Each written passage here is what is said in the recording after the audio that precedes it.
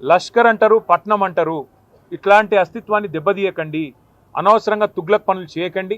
మీకు అధికారం ఇచ్చింది 6 గ్యారంటీలు అమలు చేయమని, మీకు అధికారం ఇచ్చింది 420 హామీలు ఏవైతే మీరు చెప్పారో అమలు చేయమని, మీకు అధికారం ఇచ్చింది బీసీలకు 1,00,000 కోట్లు పెడతామని మీరు చెప్తే దాన్ని నమ్మించినారు.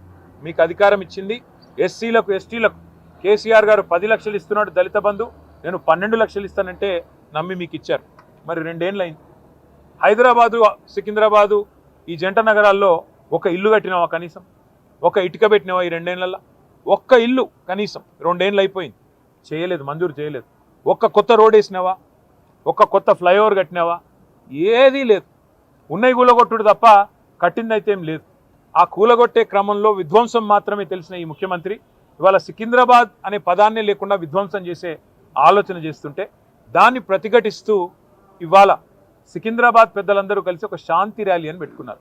దానికి మమ్మల్ని అందరినీ ఆహ్వానిస్తే ఇవాళ ఉదయం అందరం తెలంగాణ భవన్లో సమావేశం అవుదాం, ఇక్కడ సమావేశమై మన గౌరవ ప్రజాప్రతినిధులందరం కూడా కలిసికట్టుగా పోదాం, సంఘీభావం చెప్దామని చెప్పి మేమందరం ఇక్కడ చేరుకున్న తర్వాత మాకు తెలిసింది శ్రీనివాస్ యాదవ్ గారిని హౌస్ అరెస్ట్ చేసే ప్రయత్నం చేస్తున్నారు, పద్మారావు గారిని హౌస్ అరెస్ట్ చేసినారు, మిగతా మన కార్పొరేటర్లని, మిగతా మా నాయకులని, దాదాపు 8,000 మంది మా సోదరులని సోదరిమణులని ఎక్కడి వాళ్ళని అక్కడ అరెస్టులు చేస్తూ ఉన్నారని చెప్పి ఇక్కడికి వచ్చిన తర్వాత తెలిసింది.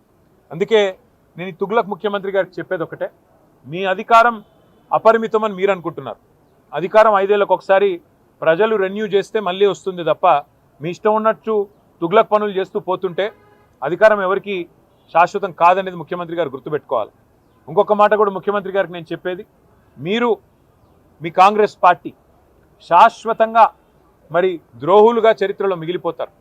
తెలంగాణ అస్తిత్వాన్ని దెబ్బతీసిన ద్రోహులుగా, తెలంగాణ తల్లిని రూపుమాపి కాంగ్రెస్ తల్లిని ప్రతిష్ఠించిన ద్రోహులుగా, తెలంగాణ సంస్కృతిని తెలంగాణ అస్తిత్వానికి చిహ్నమైన కాకతీయ కళాతోరణాన్ని, చార్మినార్ని, తెలంగాణ ఆడపడుచులకు అత్యంత ప్రీతిపాత్రమైన బతుకమ్మని, వీటిని దెబ్బతీసిన ద్రోహులుగా నీ ప్రభుత్వం నీ పార్టీ నిలబడిపోతుంది. అదే కోవలో అదే వరుసలో సికింద్రాబాద్ అస్తిత్వాన్ని కూడా మీరు ఏదైతే దెబ్బతీసే ప్రయత్నం చేస్తున్నారో ఇది మీకు మంచిది కాదు. ఒకటి మాత్రం పక్కా, ఇవాళ మీరు ఈ ర్యాలీని ఏదో భగ్నం చేసి మా వాళ్ళని కొంతమందిని అరెస్ట్ చేసి మీరేదో సాధించినాము అని చెప్పి మీరు పైశాచికానందం పొందొచ్చు, కానీ ఇది తాత్కాలికం మాత్రమే. తప్పకుండా శ్రీనివాస్ యాదవ్ గారు చెప్పినట్టు కోర్టుకి పోతాం. ప్రజాక్షేత్రంలో ప్రజల తరపున న్యాయబద్ధంగా నిరసన చెప్పే హక్కు మనకు రాజ్యాంగం ప్రసాదించిన హక్కు, డాక్టర్ బాబాసాహెబ్ అంబేద్కర్ మనకిచ్చిన హక్కు. అట్లాంటి హక్కును ఈ జనవరి మాసంలో జనవరి 26న అయితే మనం రిపబ్లిక్ డేగా జరుపుకుంటామో, మరి రిపబ్లిక్ డేకి 10 రోజుల ముందు మరి రాహుల్ గాంధీ గారు పెద్ద పోజులు కొడతా ఉంటాడు కాన్స్టిట్యూషన్ పట్టుకొని, ఇగో మేము కాన్స్టిట్యూషన్ సంరక్షకులము రాజ్యాంగ రక్షకులం అని చెప్తాడు. ఇదేనా మీరు రక్షించే పద్ధతి? ఒక శాంతి ర్యాలీని భగ్నం చేసి ప్రజలకు నిరసన చెప్పే హక్కు లేకుండా చేసి ఎక్కడి వాళ్ళని అక్కడ అరెస్టు చేసి ఇదా మీరు చేసే రాజ్యాంగ రక్షణ నేను అడుగుతా ఉన్నా. అందుకే శ్రీనివాస్ యాదవ్ గారు చెప్పినట్టుగా కోర్టుకి పోతాం, ప్రజలను కూడా జాగరూకులు చేస్తాం. జంట నగరాల అస్తిత్వాన్ని దెబ్బతీసే ప్రయత్నం చేస్తున్న ఈ తుగ్లక్ సర్కారుకు తప్పకుండా ప్రజాక్షేత్రంలోనే బుద్ధి చెప్తాము. అట్లాగే నాకైతే సంపూర్ణమైన విశ్వాసం ఉంది, తప్పకుండా మళ్ళీ కేసీఆర్ గారి నాయకత్వంలో మా పార్టీ తిరిగి ప్రజల దీవెనలతో తప్పకుండా ప్రజల ఆశీర్వాదంతో అధికారంలోకి వస్తుంది. గతంలో మేము రాజశేఖర రెడ్డి గారి ప్రభుత్వం ఎంసీహెచ్ను జిహెచ్ఎంసీ చేస్తే మేమేం వ్యతిరేకించలేదు. ఎందుకంటే హైదరాబాద్ అస్తిత్వాన్ని ఆయన ముట్టుకోలేదు. కానీ ఇవాళ ఈ ముఖ్యమంత్రి హైదరాబాద్ అస్తిత్వాన్ని దెబ్బతీసి జంట నగరాలుగా కాకుండా ఏదో 4th సిటీ అంట, ఫ్యూచర్ సిటీ అంట. ఫ్యూచరే లేని ముఖ్యమంత్రి ఫ్యూచర్ సిటీ కడతానంటే ఎవరు నమ్ముతాడు? ఎవరు దాన్ని విశ్వసిస్తారు? అందుకే మేము చెప్పేది ఒకటే, మళ్ళీ మా ప్రభుత్వం అధికారంలో ఖచ్చితంగా వస్తుంది. గతంలో 33 జిల్లాలు ఏర్పాటు చేసింది కేసీఆర్ గారి ప్రభుత్వం. 10 జిల్లాలు ఉన్న తెలంగాణని 33 జిల్లాలు చేసింది కేసీఆర్ ప్రభుత్వం.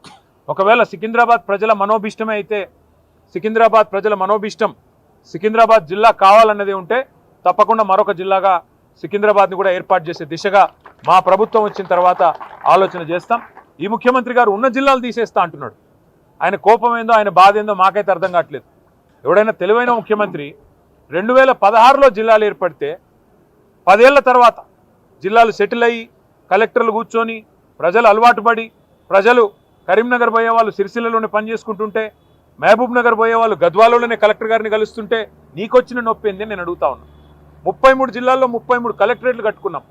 ఒక్కో కలెక్టరేట్ మీ మంత్రి కోమటిరెడ్డి వెంకటరెడ్డి చెప్పిండు, మేము చెప్పడం కాదు. ఇలాంటి కలెక్టరేటు ఏదైతే ఇక్కడ ఉన్నదో భువనగిరి కలెక్టరేట్ చూసినాక కోమటిరెడ్డి వెంకటరెడ్డి ఆనాడు ఎంపీగా చెప్పినాడు, కొన్ని రాష్ట్రాల్లో సెక్రటేరియట్లు కూడా ఉండే ఇట్లా అని చెప్పినాడు. గంత అద్భుతంగా సెక్రటేరియట్ కంటే కూడా తలదన్నే విధంగా కలెక్టరేట్లు కట్టి ప్రజల దగ్గరికి పాలన తెచ్చి ప్రజల మనోభావాలను గౌరవిస్తే ఈ ముఖ్యమంత్రికి వచ్చిన ఇబ్బంది ఏంది, ఈ ప్రభుత్వానికి వచ్చిన ఇబ్బంది ఏందని మేము అడుగుతా ఉన్నాం. అట్లాగే అవసరమైతే సికింద్రాబాద్ని జిల్లా చేసే దిశగా ఆలోచన చేయాలి కానీ సికింద్రాబాద్ ప్రజల మనోభావాల్ని గౌరవించే దిశగా ఆలోచన చేయాలి కానీ ఈ రకంగా జంట నగరాలని వాటి అస్తిత్వాన్ని చావుదెబ్బ కొట్టే విధంగా ఫ్యూచర్ సిటీ పేరిట, ఫోర్త్ సిటీ పేరిట పనికిమాలిన తుగ్లక్ పనులు చేయకుండా మరి ప్రజల మనోభావాల్ని గౌరవించే దిశగా పోవాలని, అట్లాగే తప్పకుండా న్యాయస్థానానికి పోతాం. శాంతి ర్యాలీ ఇవాళ నిజానికి కొన్ని వేల మంది అనుకున్నాం, కానీ కోర్టు పర్మిషన్ ఇస్తే ఎంత బ్రహ్మాండంగా చేయాలో అంతకంటే గొప్పగా చేసి చూపెడతామని చెప్పి కూడా తెలియజేస్తూ సికింద్రాబాద్ ప్రజలకి మేము చెప్తా ఉన్నాం, ఈ తుగ్లక్ ముఖ్యమంత్రి ఒకవేళ తుగ్లక్ పనులు చేసినా దాన్ని తిరిగి మార్చి మీ మనోభావాల్ని గౌరవించే బాధ్యత బీఆర్ఎస్ తీసుకుంటుంది. మీరు తప్పకుండా కేసీఆర్ గారి నాయకత్వంలో మీ మనోభావాల్ని వారికి కూడా నివేదించి తప్పకుండా మీ ఆలోచనని గౌరవించే విధంగా ముందుకు పోతామని చెప్పి తెలియజేస్తూ ఈరోజు మరి అరెస్ట్ అయిన వారందరినీ కూడా బేషరతుగా, ఎందుకంటే మేము మరి వారికి అనవసరంగా ఇన్కన్వీనియన్స్ కాజ్ చేయాలని మేము కూడా అనుకోవట్లేదు, అరెస్ట్ అయిన వారిని బేషరతుగా విడుదల చేయాలని చెప్పి కూడా మేము పోలీస్ వారికి కూడా డిమాండ్ చేస్తూ మరి ఇట్లాంటి తుగ్లక్ పనులు మానుకోవాలని ముఖ్యమంత్రి రేవంత్ రెడ్డి గారిని కూడా మరొకసారి హెచ్చరిస్తూ మీ అందరు కూడా మీడియాకు కూడా థ్యాంక్స్.